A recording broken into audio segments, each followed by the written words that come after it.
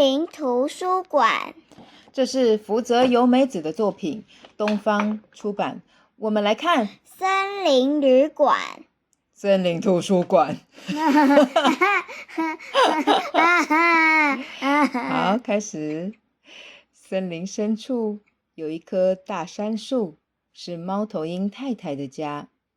从来都没有人拜访独居的猫头鹰太太，直到有一天，两位迷了路的可爱小客人来到这里。迷路了。他们是可爱的小兔子还有小狐狸哦。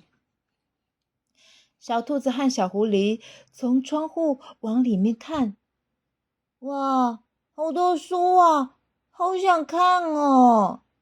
不知道有没有绘本？诶，有客人，真稀奇。我对爱吵闹的小孩没办法，不过如果是喜欢读书的小孩，就是我的好朋友。非常喜欢阅读的猫头鹰太太心里想着。猫头鹰太太打开窗户问：如果你们可以安安静静的看书，我就让你们进来，如何？我们会安安静静的。一进到猫头鹰太太的家里，小兔子和小狐狸就好兴奋哦，因为猫头鹰太太的家里，连从窗外看不到的地方都摆满了书呢。好棒哦！绘本在哪里呢？小兔子和小狐狸一下子沿着书墙来回跑，一下子爬上楼梯寻找，蹦蹦跳跳，跳个不停。你们太吵了，都给我出去！猫头鹰太太受不了了，就把小兔子和小狐狸赶出去。小兔子和小狐狸连忙向猫头鹰太太道歉：对不起，我们不会再吵闹了。不会再吵了。好吧，真拿你们没办法。绘本在楼梯旁的墙上。小兔子和小狐狸找到自己喜欢的书，就坐在楼梯上读了起来。现在只听得到书本翻页的声音。猫头鹰太太心里想：我小的时候也非常喜欢读那本绘本呢。这些书很久没有人这么高兴地阅读它们了，一定也很开心吧。从此以后，小兔子和小狐狸常常到猫头鹰太太家。森林里其他的动物都觉得不可思议。你们两个为什么常往猫头鹰太太的家里跑啊？小兔子和小狐狸得意地说：我们是去看书啦。猫头鹰太太的家里有好多书哦。这件事很快地传遍了整座森林。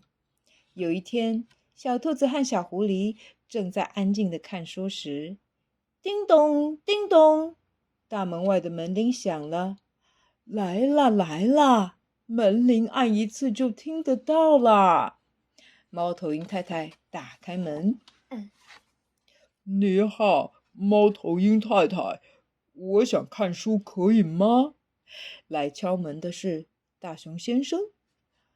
猫头鹰太太说：好，没问题，只是要安静的阅读哦。猫头鹰太太说完，看到大熊先生的身后，吓了一跳。我也要。我也要。我也可以吗？我也想要。蛇先生、绵羊小姐、乌龟先生、獾小姐，一个接一个的跟在后面。我以前都不知道森林里的朋友们那么喜欢看书啊。猫头鹰太太邀请客人们进到家里，关上门之后，叮咚叮咚，才没多久门铃又响了。哎呀，这下好啦，这么忙，我自己都没空看书了。对不起，是我们两个把事情告诉大家的。有没有什么我们可以帮忙的？小兔子和小狐狸说：“需要放一个阅读规则的看板在门外，你们也来帮忙做吧。”他们做的是喜欢阅读的人，请自由入内。就不用再按门铃了。但请安静的阅读。哦，真不错。就不用再按门铃了。对，自己进去吧。那猫头鹰太太就不会忙着招待大家了，对不对？猫头鹰太太的家门外立了这样的一个看板。猫头鹰太太回到屋里，坐在沙发上，打开读到一半的书。这时，绵羊小姐东张西望的经过她的面前。绵羊小姐一下子走上2楼，一下子下到1楼，四处寻找，又爬上楼梯。找到了！原来绵羊小姐一直在找她想看的书，找了好久才找到。仔细一看，才发现大家都在东张西望，不停地找书。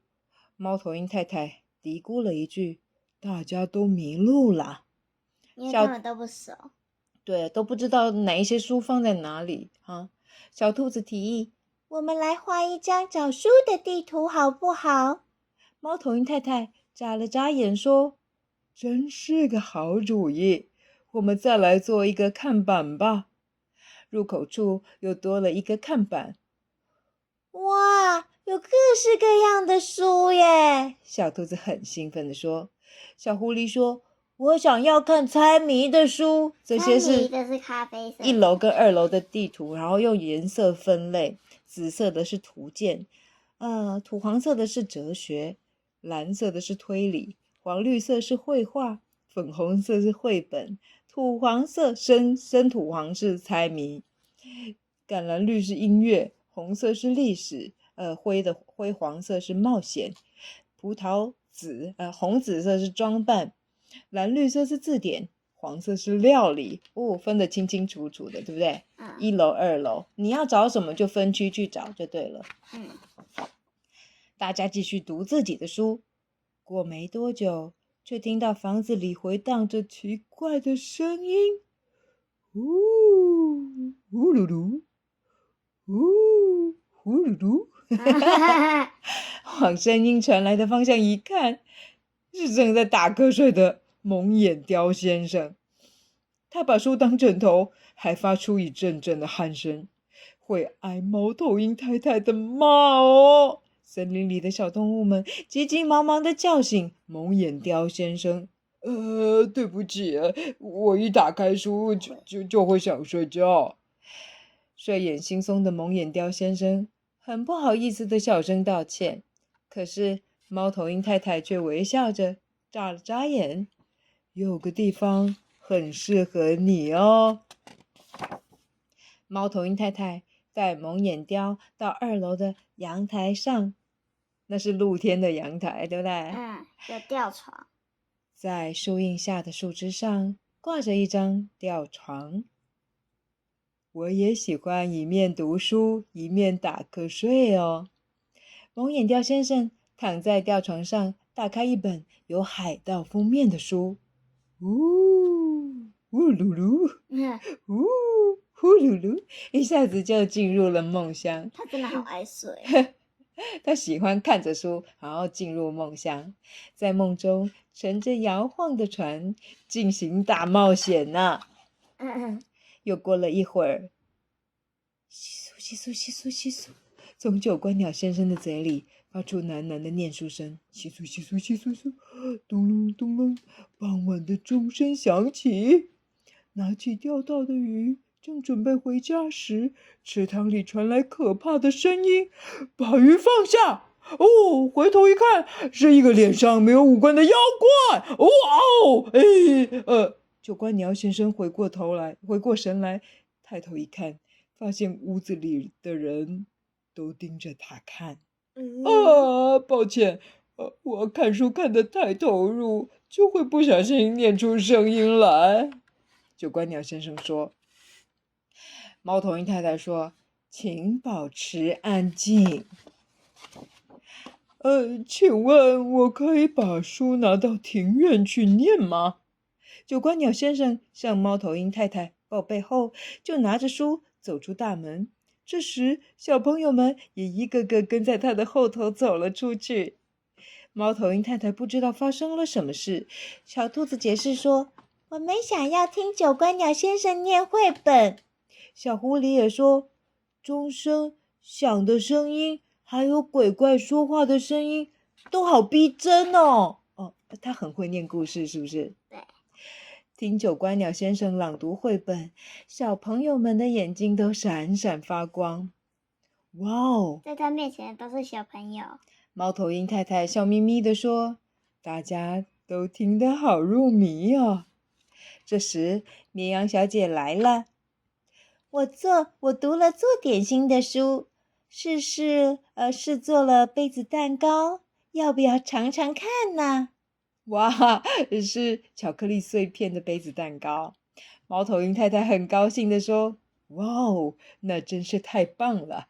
我最喜欢一面看书，一面吃点心啦。”之后，大家一面看书，一面吃点心，或是睡个午觉，或是在书桌上摊开自己的笔记本，或是跟猫头鹰太太借书，把读到一半的书带回家阅读，一直到太阳下山。